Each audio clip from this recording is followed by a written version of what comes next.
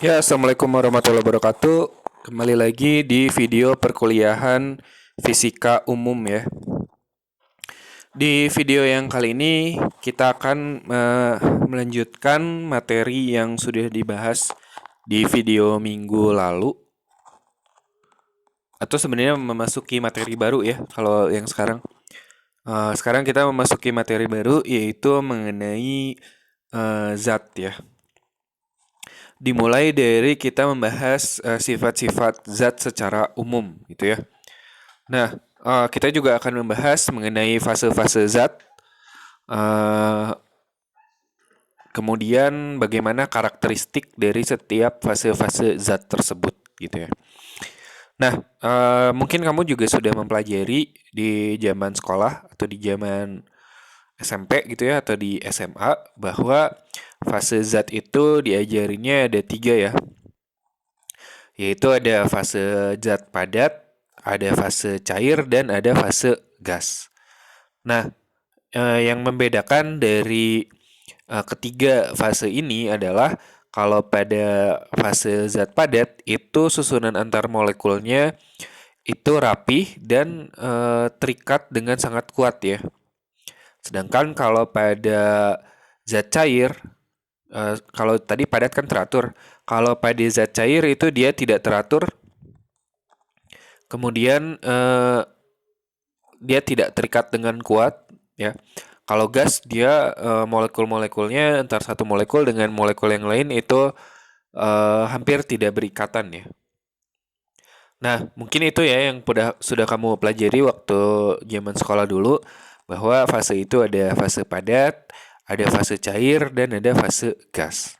Nah, namun sebenarnya kalau kan ini prosesnya kan diberi energi ya atau dipanaskan gitu. Kalau ketika suatu benda itu berbentuk padat, katakanlah air gitu ya, berbentuk padat gitu, berbentuk es, kemudian dia dipanaskan berbentuk cair, dipanaskan terus dia berbentuk gas.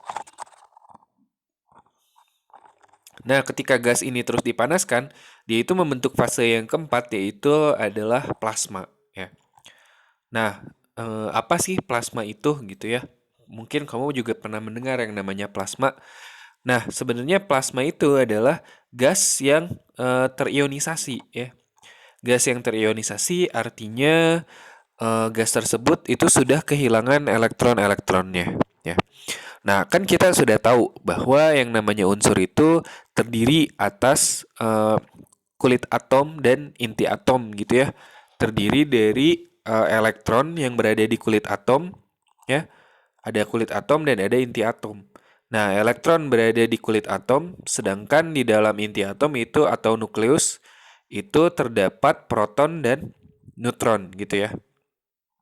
Nah, pada zat padat, atom-atom ini gitu terikat satu sama lain yang membentuk molekul. Nah, yang masing-masing terikat dalam suatu ikatan kimia yang kuat. Nah, pada zat cair, molekul-molekul ini terikat dalam ikatan kimia yang lemah ya. Kalau pada zat padat dia terikat dengan sangat kuat, tapi kalau pada zat cair itu ikatannya lemah.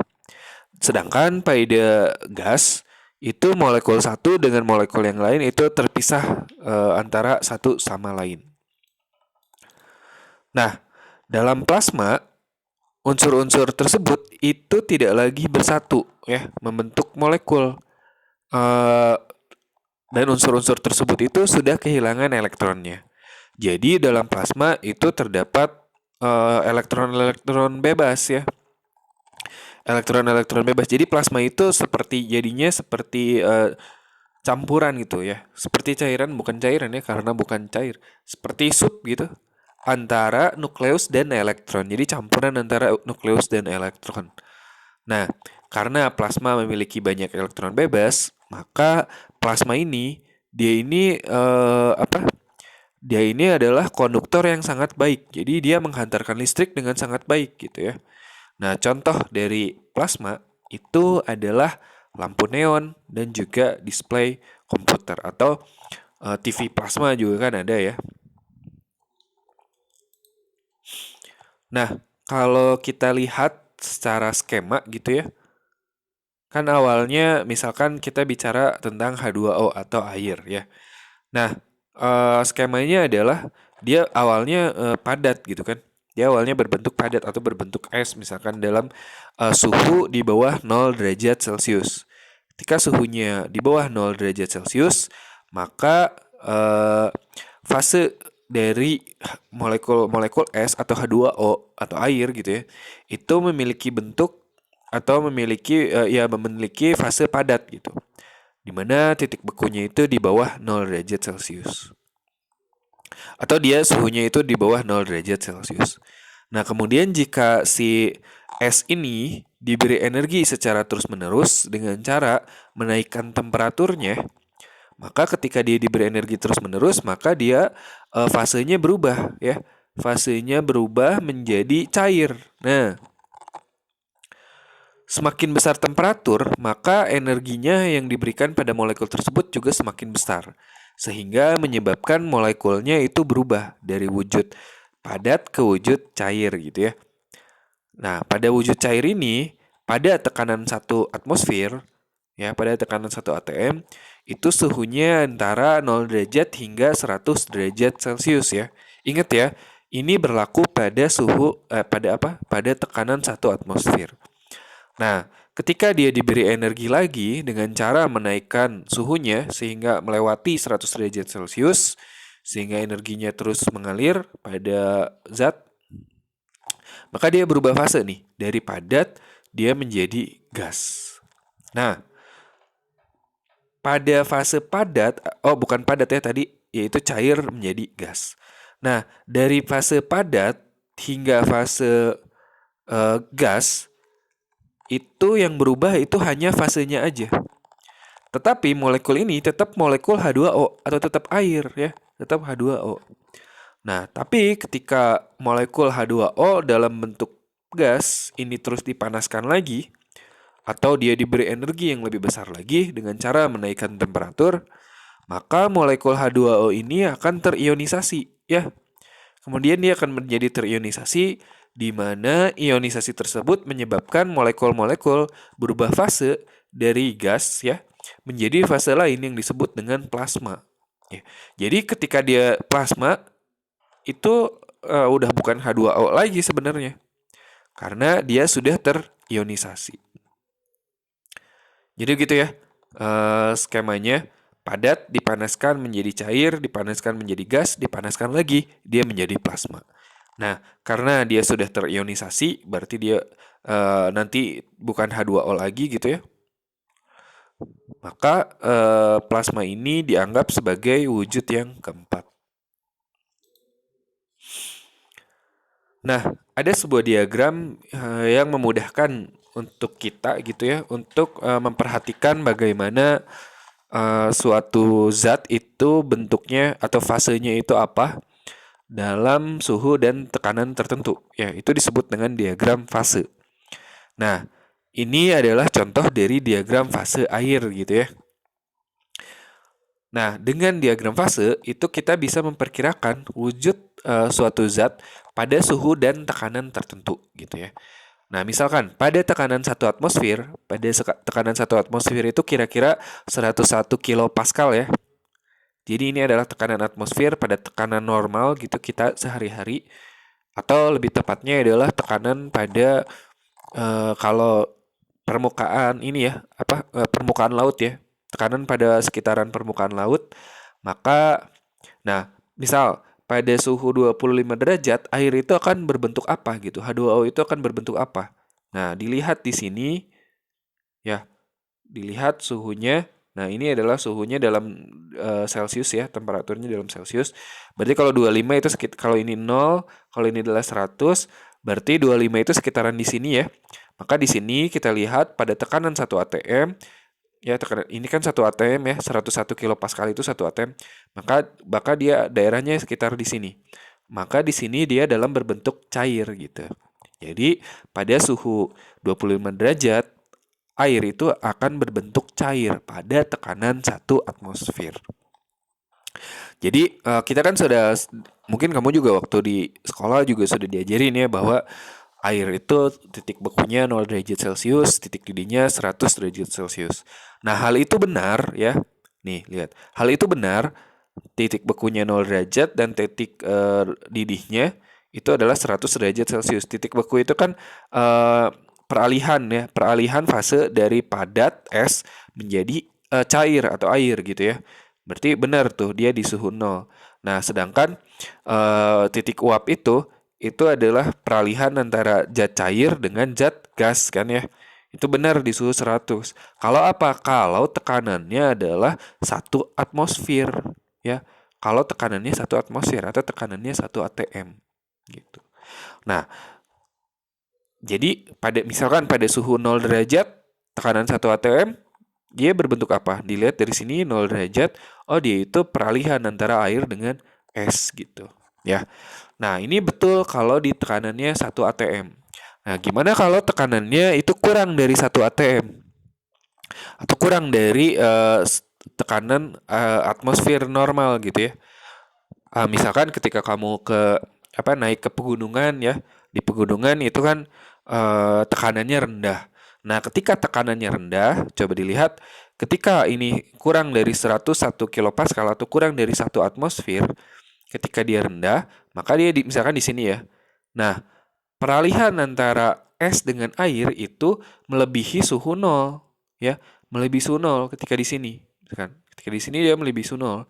Jadi, titik beku air itu bukan lagi 0 tapi lebih dari 0. Kalau tekanannya kurang dari 1 kilopascal atau kurang dari 1 atmosfer ya. Nah, sekarang coba lihat peralihan antara air dengan gas ya, atau kita sebutnya adalah titik uap. Titik uapnya di mana? Titik uapnya juga bakal di sini kan? Ya. Coba dilihat ini kurang dari 100 kalau dilihat ke bawah. Ya. Kalau tekanannya itu kurang dari 1 atmosfer, maka titik uap dari dari air gitu ya, dari air itu akan kurang dari 100 derajat Celcius suhunya. Jadi, apa artinya? Artinya, sebelum suhunya menuju 100 derajat Celcius, air ini sudah berubah menjadi gas. Nah, makanya di pegunungan itu eh, kalau kita masak air, airnya belum terlalu panas, ya sebenarnya sih panas juga, tapi belum terlalu panas seperti normal gitu ya. Tapi airnya itu sudah mendidih, jadi air itu lebih mudah untuk mendidih. Ya, kenapa? Dilihat dari sini. Ya, dilihat dari sini sekali lagi ya, tekanannya berkurang sehingga peralihan antara air dengan padat itu kurang dari suhu 100. Kalau ini kan pas 100 nih. Kalau ini kan pas nih. Kalau ini kan pas 100 ya. Nah, tapi kalau misalkan tekanannya kurang dari 1 atmosfer, maka peralihan antara air dengan gas itu kurang dari 100 kalau kita tarik garis ke bawah dari sini ke sini. Gitu ya. Atau bisa kita gunakan. Oh, susah juga nih. Oke. Ya gitu ya, intinya seperti itu. Nah, di titik B ini disebut dengan titik triple ya, yaitu di mana suhu dan tekanan itu terjadi kesetimbangan antara fase cair yang ini, fase cair, fase padat dan gas. Nah, secara bersama-sama gitu ya. Nah, titik triple ini terjadi pada suhu dan tekanan tertentu ya. Nah, kalau pada air itu sekitaran suhunya 0,01 derajat Celcius dan tekanannya adalah 0,6 kilopascal atau 0,006 atmosfer. Ya, sekitaran seperti itu. Gitu ya. Sekarang kita lanjut. Nah, pertanyaannya adalah apa sih gitu yang membedakan keadaan-keadaan zat-zat tersebut gitu ya antara padat, cair, gas, dan plasma. Nah, sebelumnya kita akan membahas mengenai satu besaran yang cukup umum ya sebenarnya. Mungkin kamu juga sudah pernah mempelajari, yaitu yang namanya besaran massa jenis atau kerapatan gitu ya. Nah, contohnya ilustrasinya seperti ini. Ada kubus besi, kayu, dan gabus gitu. Kemudian tiga-tiganya ini volumenya sama. Nah, tapi ketika dia diangkat, walaupun volumenya sama, itu terlihat beda-beda. Kalau gabus itu katanya, gabus ini terasa ringan sekali gitu. Kalau kayu ini cukup berat, sedangkan kalau besi itu berat sekali gitu. Padahal volume dari ketiga benda ini itu adalah sama. Nah, yang membedakan itu adalah kerapatannya atau massa jenisnya, ya. Karena kerapatannya beda, maka massanya juga beda.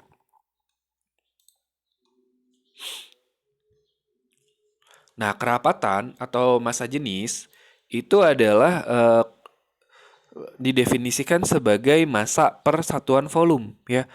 Rho itu adalah M per V, ya. Nah, massa per volume. Jadi tinggal dibagi tuh antara massa dari sebuah benda dibagi dengan volumenya.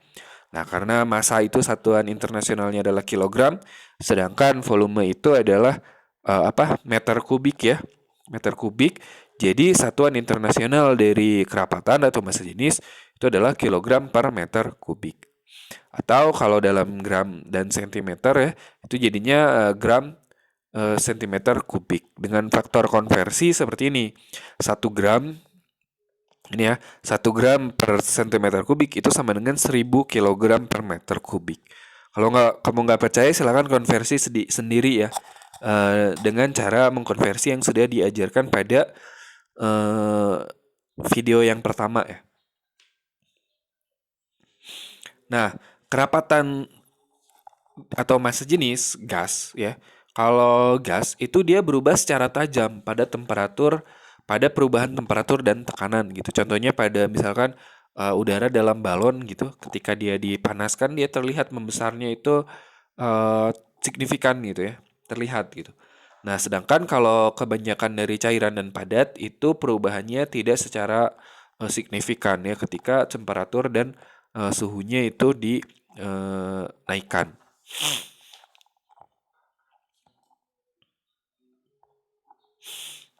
Nah, ini kita ada ilustrasi gitu, ya. Ada 3 buah cairan, ya. Yang 2 adalah air, yang 1 adalah minyak.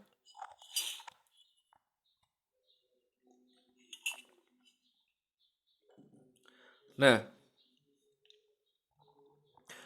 volumenya yang air, yang 1 adalah 100 cm kubik, yang air yang kedua adalah 200 cm kubik, dan volume minyak adalah 100 cm kubik, sama dengan air yang pertama. Tapi ketika dia ditimbang, ya, masanya yang air yang 100 cm kubik ini ternyata 100 gram. Ya, artinya air yang 200 cm kubik ya pasti 2 kali lipatnya juga. Karena ini 2 kali lipat, jadi 2 kali lipat juga, yaitu 200 gram. Nah, tapi kalau minyak, walaupun ini 100 cm kubik sama dengan yang ini, tapi masanya itu ternyata lebih kecil, nggak 100 tapi yaitu 80 gram. Nah, kalau kita tentukan massa jenis dari ketiga cairan ini, ya. Jadi misalkan yang pertama nih, massa jenis kan tadi menghitungnya adalah massa dibagi dengan volume. Jadi massa jenis yang pertama atau rho 1 itu sama dengan M per V. Massanya 100 gram, ya. Massanya 100 gram dan volumenya adalah 100 cm kubik. Jadi 100 gram per 100 cm kubik, ya. Atau 100 dibagi 100 itu ya 1 gram per cm kubik. Atau kalau kita konversi menjadi kilogram per meter kubik ini jadi sekitaran 1000, ya. Itu memang 1000. Nah, yang kedua masanya 200 gram dan volumenya adalah 200 cm kubik. Jadi kalau kita bagi rho 2 sama dengan M per V, itu jadinya 200 gram dibagi dengan 200 cm kubik. Jadinya sama, 1 gram per cm kubik. Nah, sekarang yang ketiga, masanya adalah 80 gram dan volumenya adalah 100 cm kubik, ya. Nah, kita hitung massa jenisnya, masanya 80 gram dan volumenya adalah 100 cm kubik, sehingga kalau dibagi hasilnya adalah 0,8 gram per cm kubik. Nah, ini sekitaran 800 kg per meter kubik. Nah, dari percobaan ini kita bisa lihat nih, walaupun volumenya beda-beda, ya, antara air yang ini dengan air yang ini, tapi perhitungan massa jenisnya sama. Ya, walaupun ini air yang satu dengan minyak itu volumenya sama, tapi ternyata perhitungan massa jenisnya beda. Jadi, kita bisa ambil kesimpulan kalau yang namanya massa jenis atau kerapatan itu merupakan ciri khas dari suatu zat, ya. Jadi, walaupun volumenya berbeda, jika zatnya sama, maka kerapatannya juga sama, ya. Jadi kan ini volumenya beda nih antara ini dengan ini. Tapi ini sama-sama air, ya, massa jenisnya juga sama atau kerapatannya sama. Sebaliknya, walaupun volumenya sama nih antara air dengan minyak, ya, karena jenis zatnya berbeda, maka massa jenisnya atau kerapatannya juga akan berbeda. Ini 0,8, yang ini 0,8, yang ini 1, ya. Nah, karena itu, yang namanya massa jenis, walaupun rumusnya M per V, hati-hati jangan terkecoh ya. Walaupun rumusnya adalah M per V, massa jenis ini tidak bergantung pada volume ataupun pada massa suatu zat. Ini kan volumenya beda, tapi tetap aja massa jenisnya satu gitu. Ya, ini juga massanya beda, tapi tetap aja massa jenisnya satu gitu. Jadi, walaupun rumusnya adalah M per V, tapi dia tidak dipengaruhi oleh besarnya massa suatu zat, tapi dipengaruhi oleh jenis zatnya itu sendiri. Itu ya, mengenai massa jenis atau kerapatan.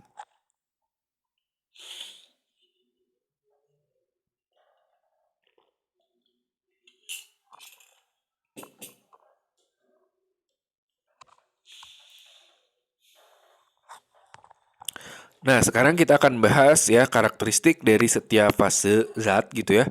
Yang pertama adalah padat ya. Pada keadaan zat padat itu sudah jelas volumenya tetap ya. Volumenya itu tidak berubah-ubah gitu ketika dia diberi gaya ya, atau sulit gitu untuk kompresi gitu ya.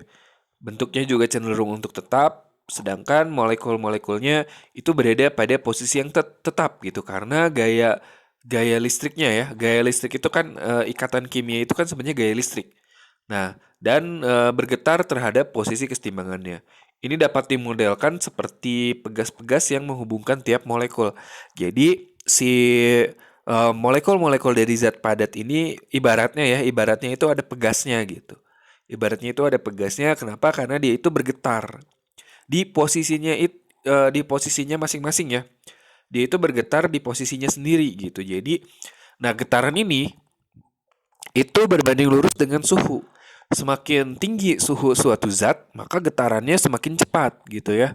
Jadi semakin tinggi suatu zat, getarannya semakin cepat. Nah, volumenya itu akan berubah sedikit gitu. Nggak seperti air. Kalau air atau gas gitu ya, gas itu lebih ini lagi, ketika dia dipanaskan volumenya berubahnya besar gitu. Nah, kalau pada zat padat, ketika dia dipanaskan maka dia akan bergetar. Ketika dia bergetar, jarak antar satu molekul dengan molekul yang lainnya itu akan agak menjauh sedikit gitu, sehingga volume bendanya secara total itu akan terlihat membesar.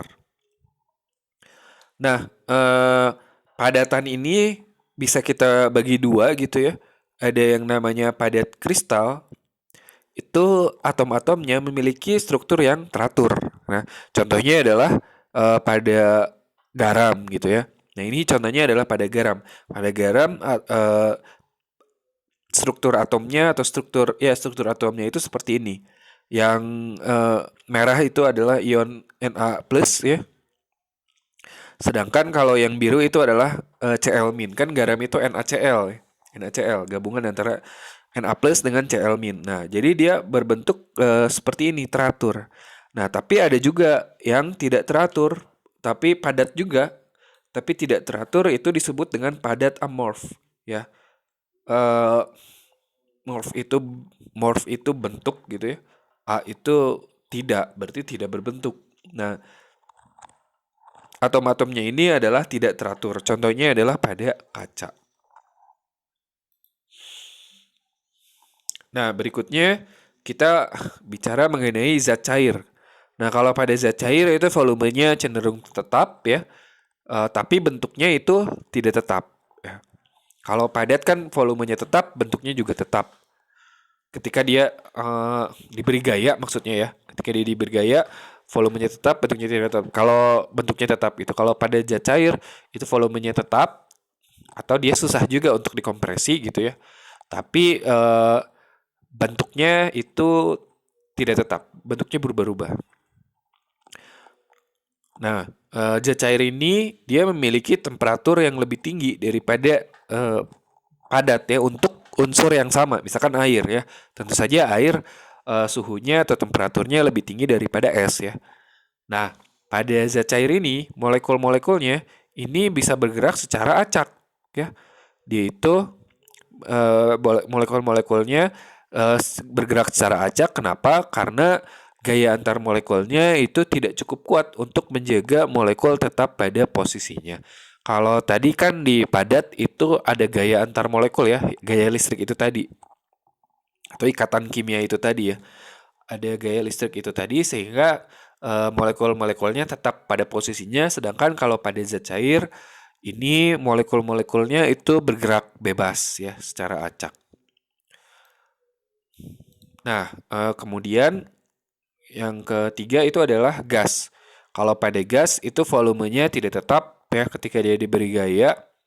Artinya apa? Atau diberi tekanan maksudnya ya. Ketika dia diberi tekanan itu volumenya tidak tetap.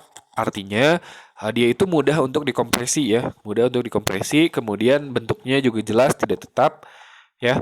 Kemudian molekul-molekulnya bergerak secara acak. Nah, jadi eh, molekul-molekulnya bergerak secara acak. Molekulnya ini hanya memberikan gaya yang lemah ya pada molekul-molekul yang lain. Nah, kemudian jarak antar molekulnya itu jauh lebih besar dibandingkan ukuran molekul ya. Jadi ukuran molekulnya kita anggap kecil dibandingkan jaraknya yang satu sama lain yang besar.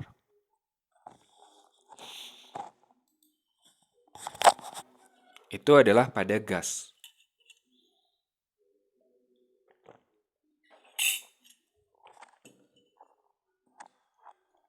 Berikutnya kita akan membahas mengenai plasma. Nah, jika gas kan sudah pasti suhunya itu lebih tinggi daripada zat cair ya. Nah, pada plasma ini dia lebih tinggi lagi nih suhunya. Jika bahan dipanaskan sampai temperatur yang sangat tinggi, itu maka akan banyak elektron yang menjadi bebas dari inti ya. Kan tadinya elektron itu kan mengelilingi inti ya.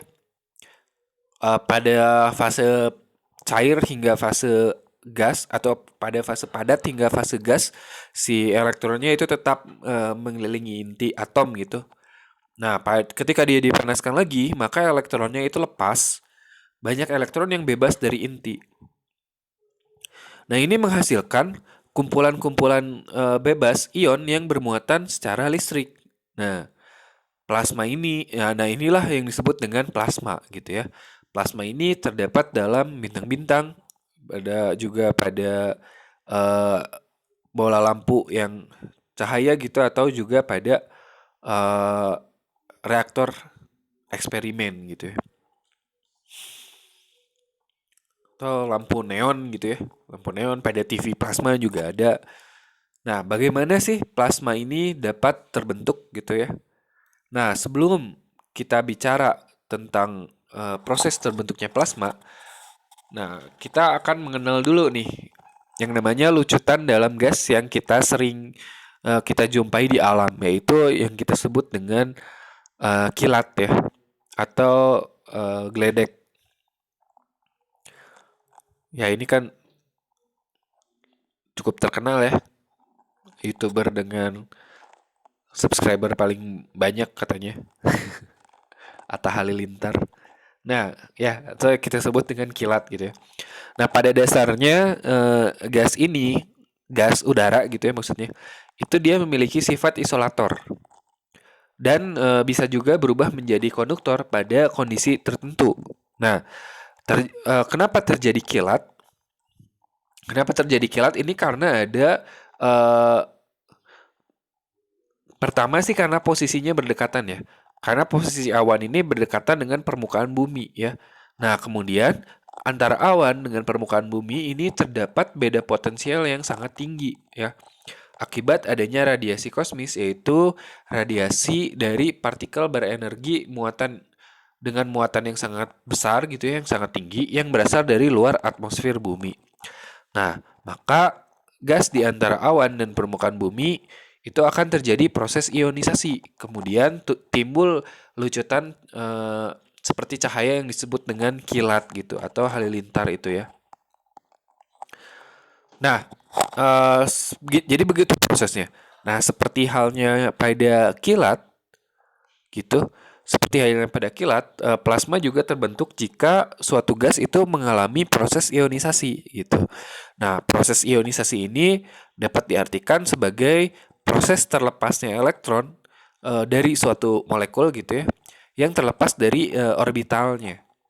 Nah, proses ini dapat terjadi ketika gas yang berada pada suatu tempat itu mengalami peningkatan energi yang disebabkan oleh beda potensial yang sangat tinggi gitu. Nah, peningkatan energi akibat beda potensial yang sangat tinggi ini juga menaikkan temperatur gitu. Membuat temperaturnya semakin meningkat juga. Nah, di antara dua elektroda yang berbeda potensial ini, terdapat suatu daerah yang disebut dengan daerah aliran atau drift region. Nah, daerah aliran ini merupakan daerah elektron-elektron dari gas terionisasi yang mengalir dari katoda menuju anoda gitu pada elektrodanya gitu ya. Elektroda yang antara anoda dengan katoda ini terdapat beda potensial yang sangat tinggi. Nah, seperti itu pembahasan untuk video kali ini. Semoga dapat dipahami. Silakan dikerjakan tugas-tugasnya. Assalamualaikum warahmatullahi wabarakatuh.